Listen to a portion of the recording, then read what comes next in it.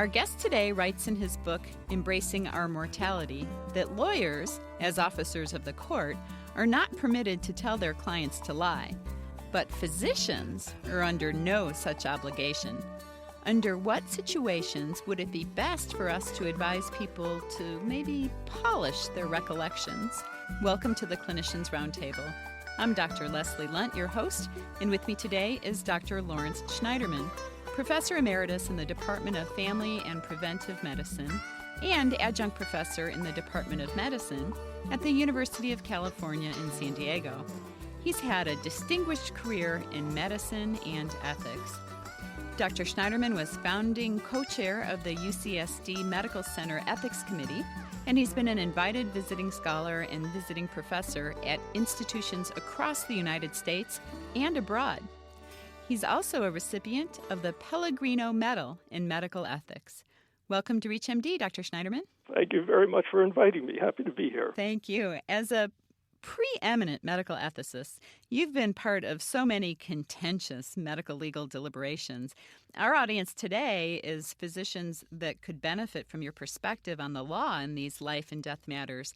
Can you please enlighten us? Okay. First of all, the usual disclaimer. Some of my best friends are lawyers and judges. And in fact, many of them deplore how medicine has kind of ended up too often in the courts. Judges say they hate to make these medical decisions, but if they're forced to, there's nowhere else to go.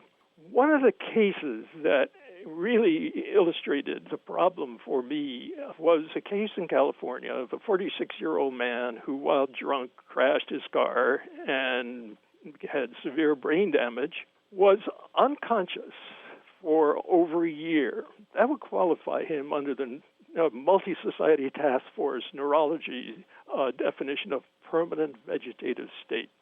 He was being maintained on a feeding tube. A devoted wife was allowing this to happen.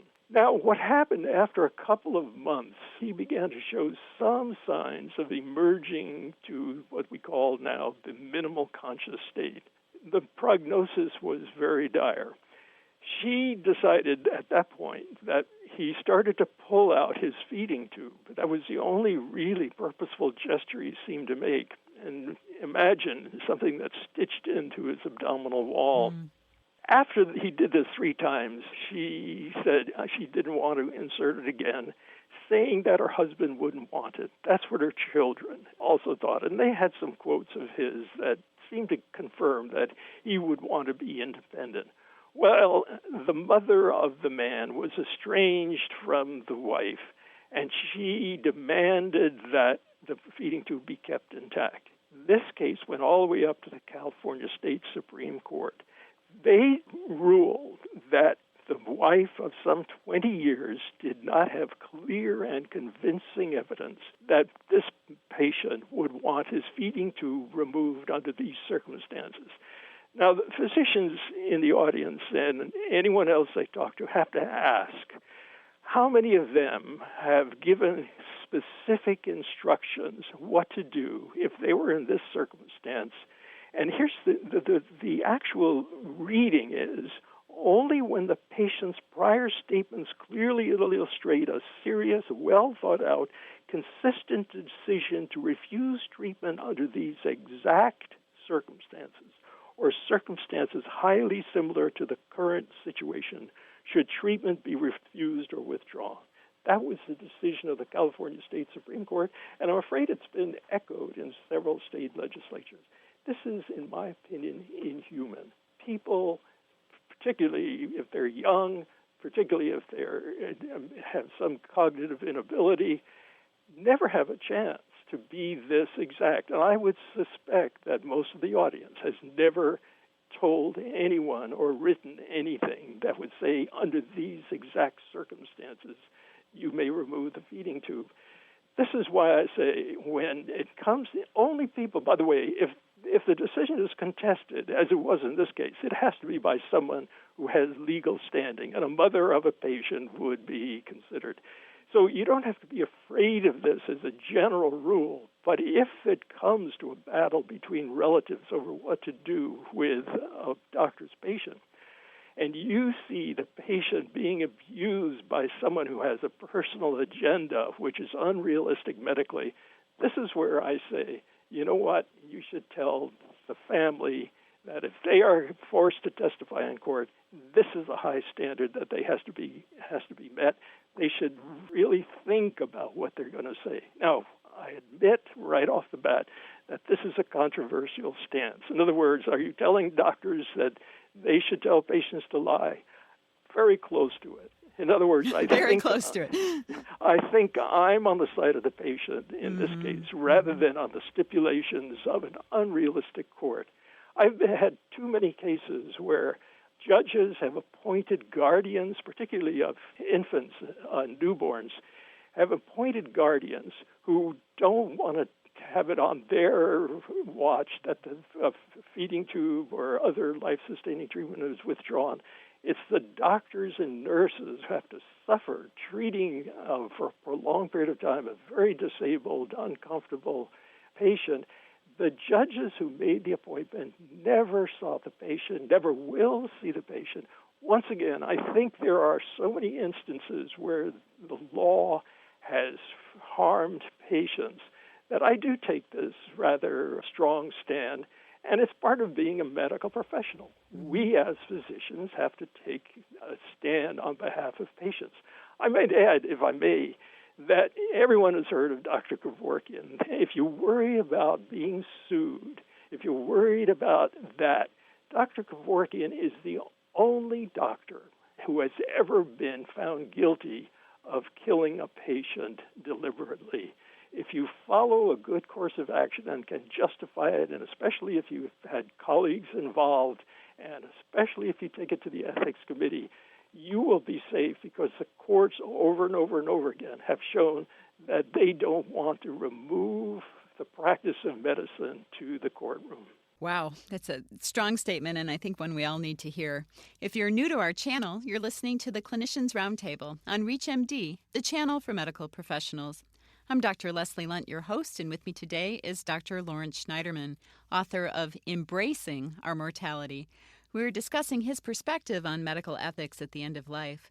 Dr. Schneiderman, I'm wondering if these issues are getting more complicated now with the proliferation of hospitalists who have no outpatient relationship with their patients or their families. In a way it is. I think that clearly there have been benefits from having hospitalists taking care of acutely ill patients in the hospital and not requiring doctors who are primary care physicians who are busy in their office running in and out trying to attend to the moment-by-moment decisions of patients in the hospital, particularly in the intensive care unit. But I do think the risk is, and I've experienced this as a consultant in the ICU, that patients come in and they are strangers meeting strangers. And we don't know what went on before, what, if anything, the patient has said about his or her treatment preferences, what he or she's been told. And so this communication gap is very important to try to improve. I think that hospitals should make a special effort to coordinate communication between the physicians on their staff who are primary care physicians with their hospitalists, that there should be meetings, that there should be ample opportunities for communication that should be expedited, so that when patients are admitted and when patients are discharged, the hospital takes responsibility that this be smoothly done.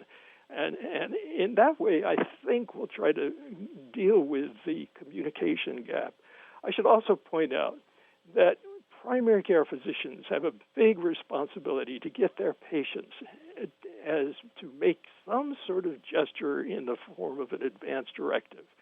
Only about 20% of patients have executed a written advance directive. In our own studies, it took a great deal of attention to patient care to get that as high as 60%. There is a problem in that many patients don't want to think about this, don't want to write down their wishes, they don't want, and that is a problem. On the other hand, we've done other studies that show that patients do want their doctors to initiate the discussion.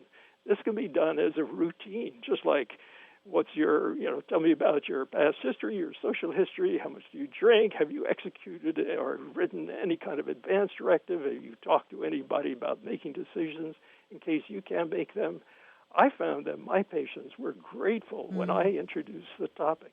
And I think this would be a big help if patients came in and the hospitalists actually saw that the primary physician had information that could be useful. And that would, of course, make the communication much more likely. Do you have a good resource for our listeners on where to find information about advance directives to give to our patients? This may sound self-promoting, but I do have a good bit of information in my book on embracing our mortality. There's a whole chapter that just deals with that and then all the complications that can arise from it. So I would first start them there. And by the way, it has a fairly extensive bibliography. Any other tips about what we as physicians can do better to avoid some of these horrendous legal nightmares that we've all heard about? Well, they're only legal nightmares if doctors think of the law all the time and practice what we call defensive medicine. The fact is, historically, the law almost always comes down on the side of a physician, unless the physician really committed an egregious medical error, which is then malpractice. But if you're dealing with a patient at the end of life, where you, in a very thoughtful way, in conjunction with colleagues, and perhaps with the help of an ethics committee, say, this is the best I can do for this patient. I'm talking to the patient, I'm talking to the family, they're informed. This is the direction that I think we should go. We should not be attempting CPR on patients, for example, who have metastatic cancer in bed or have sepsis or have multi-organ failure. The outcome for such patients is demonstrably so bad that you're more likely to harm them, breaking their ribs, shoving things down their throat, making them miserable with no realistic chance they'll survive to hospital discharge. These are empirical data that I'm citing. So under those circumstances, a doctor, just like any other professional, should say, here are the limits to what I can do and should do. That's my professional integrity. I'm doing what's best for the patient. Under those circumstances, if you have to testify to the jury, you will do well. If you said the reason I did it is because I didn't want to get sued, the jury will not like to hear that. Thank you so much for being on our show today. My pleasure. We've been discussing medical ethics, especially at the end of life, with medical ethicist Dr. Lawrence Schneiderman. I'm Dr. Leslie Lundt. You've been listening to the Clinicians Roundtable on ReachMD, the channel for medical professionals. Thank you for listening. You're listening to ReachMD XM 160, the channel for medical professionals.